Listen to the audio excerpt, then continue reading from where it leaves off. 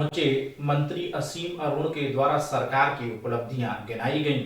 मंत्री समाज कल्याण विभाग उत्तर प्रदेश असीम अरुण को कान्हा की नगरी मथुरा पहुंचे। उन्होंने विभिन्न कार्यक्रमों में हिस्सा लेकर लोगों को सरकार की योजनाओं की जानकारी दी। इस दौरान पत्रकारों से रूबरू होते उन्होंने कहा कि मोदी जी के नेतृत्व में एक बार फिर से भाजपा की सरकार बनने जा रही है। लोग प्रत्याशियों पर नहीं कमल पर वोट देंगे। उन्होंने कहा कि लोग विकास के नाम पर वोट कर रहे हैं।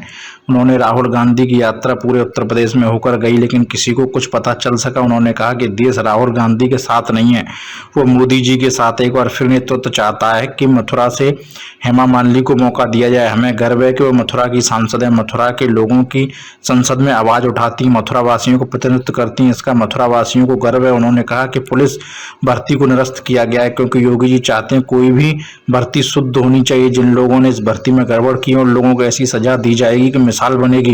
उन्होंने कहा मोदी जी के नेतृत्व में एक बार फिर से बड़े पैमाने पर भाजपा दर्ज करेगी।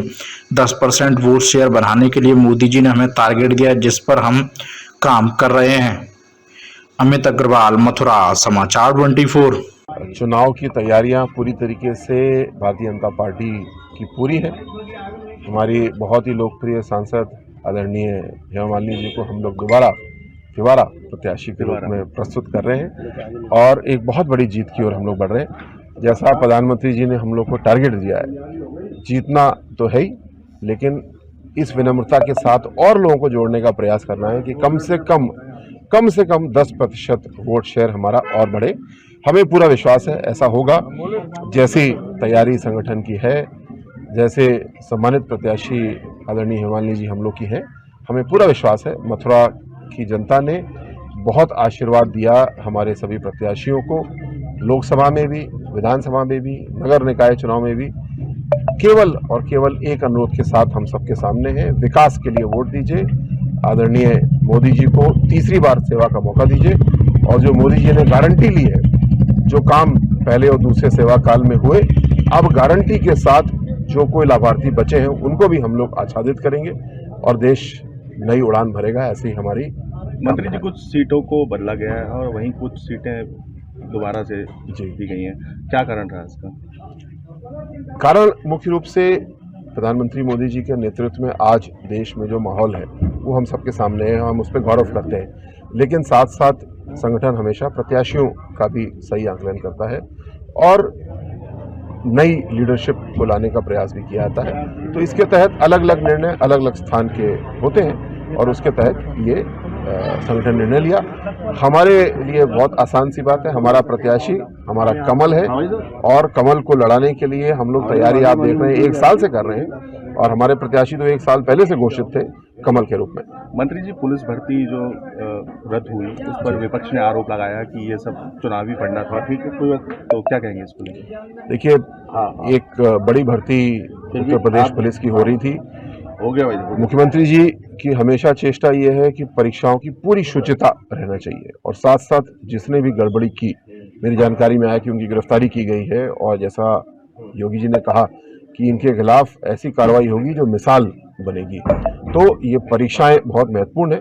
सरकारी जो पद हैं पुलिस के, उनको भी भरा जाना जरूरी है, लेकिन पूर्ण शुचिता के साथ होना चाहिए। विपक्ष के आरोप को किस तरह से लेते हैं हम? जो पूर्व की सरकारों में सबको पता है कि समाजवादी पार्टी के समय पुलिस की भर्ती कैसी होती थी। रसीद लेकर के चंदा लिया जाता था, उसके बाद में भर्ती होती थी। आज योगी जी ने जो भर्तियां की हैं पूर्ण पारदर्शिता के साथ में की है। कहीं किसी ने अगर गड़बड़ी की है तो उसके खिलाफ बहुत कठोर कार्रवाई हो रही है। परीक्षा को दोबारा कराया जाएगा जिससे कि हर बच्चे को ईमानदारी का माहौल मिले। किसी प्रकार गड़बड़ी करने का अगर एक भी अंश बचा है उसको दूर किया जाएगा। राहुल गांधी जी की जो यात्रा चल रही है उसको किस तरह से देखते हैं? क्या नुकसान होगा या फिर? राहुल गांधी जी की यात्रा तो कहीं यूपी में भी हो गई, किसी को पता ही नहीं चला, क्योंकि आज राहुल गांधी जी के साथ में देश नहीं है। देश विकास पे वोट दे रहा है, मोदी जी को वोट कर रहा है। और जो इन्होंने एक अलायंस बनाने की कोशिश की है, इंडिया अलायंस, उसमें भी आप देखें तो कोई एजेंडा नहीं है सिवाय ये कि मोदी जी का विरोध। तो आज पूरा देश मोदी जी के साथ है, भारतीय जनता पार्टी के प्रत्याशियों का समर्थन कर रहा है।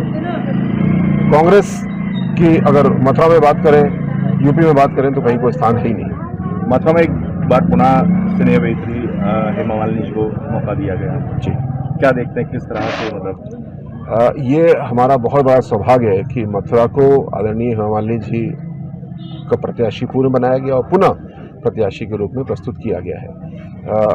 ये उनका नहीं, ये मथुरा का गौरव है कि वो हमारी सांसद हैं। केवल इसलिए नहीं क्योंकि बहुत प्रसिद्ध हैं, बल्कि इसलिए कि वो पूरी ईमानदारी से काम करती हैं, संगठन को पूरा महत्व देती हैं और एक एक व्यक्ति मथुरा का गौरव करता है कि हेमा मालिनी जी हमारा प्रतिनिधित्व करती हैं संसद में, हमारी बात उठाती हैं और हम सब के लिए, भविष्य के लिए भी ये बहुत ज़रूरी है कि विकसित भारत में मथुरा भी को विकसित करना है और मथुरा को विकसित करने के लिए ऐसा ही नेतृत्व चाहिए जो हमको आगे बढ़ाए। एक बार फिर से कमल दोबारा से कमाल दिखा पाएगा? कमल ना सिर्फ कमाल दिखाएगा बल्कि कम से कम 10% वोट शेयर के साथ में हम लोग अपनी प्रत्याशी आदरणीय हेमा मालिनी जी को संसद भेजेंगे, ऐसा मेरा पूरा विश्वास है और उसी के लिए हम काम कर रहे हैं।